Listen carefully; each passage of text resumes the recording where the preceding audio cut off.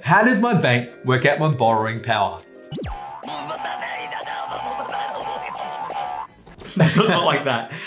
It is a question that we get asked all the time. It's pretty much the first place you start when you're looking at buying a home. How much can I borrow?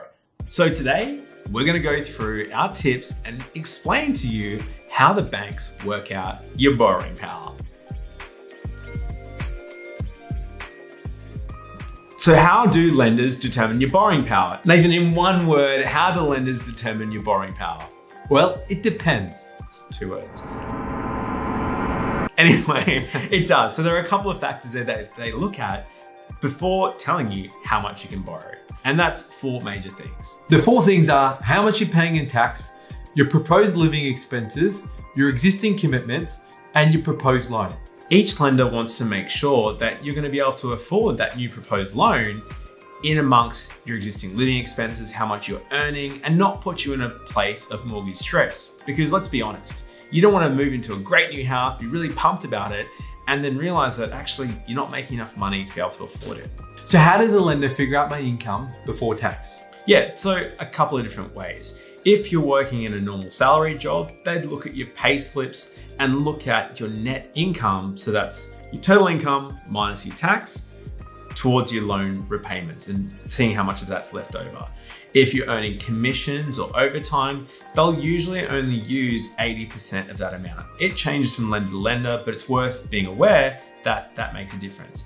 And then if you're self-employed, similarly, there's different policies in different places, but they'll generally take your top line figure, your gross figure, reduce it by your tax rate, so your normal tax assessment rate, and use the net income towards servicing your loan commitments. Now remember, things like HEX debts are also included in this and will reduce your borrowing power. So something to be aware of. So Jaden, what counts as an existing commitment? So this is looking at things like open credit cards, personal loans, car loans. Now the thing with these are that if you've got an existing credit card, we always see it, Nathan, where someone will say, yeah, I've only got a $2,000 credit card limit, but I pay it off every month.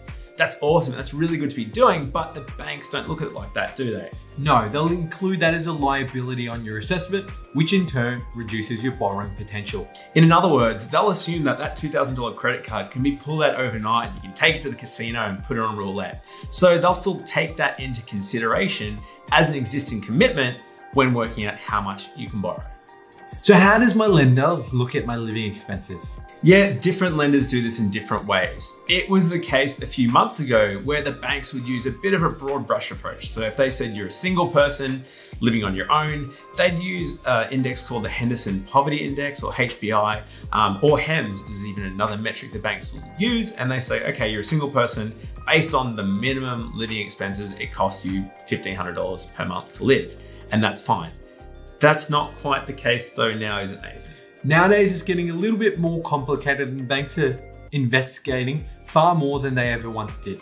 They do look at the last 3 month statements and check your expenses and what you're spending on, such as clothing, food, Uber Eats, recreation, all those sort of things, and get an understanding of your actual expenditure, and also understanding when you have the mortgage, what's likely to continue. So it's worth keeping that in mind even before you apply for a home loan, that the bank's going to look through the past 2, 3, and in some cases 4 month statements of your day-to-day account, not even your credit cards, and just see what you've been spending money on, because they'll take that into account.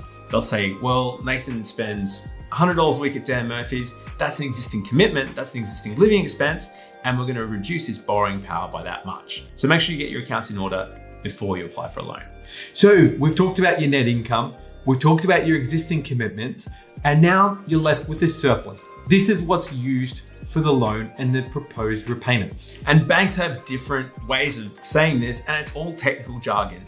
Some banks will call it UMI, uncommitted monthly income. Some will call it DSR, debt to service capacity. Realistically, it doesn't matter. You just need to be worried about your income minus your existing commitments, minus your living expenses, minus the proposed loan, and you want there to be money left over at the end.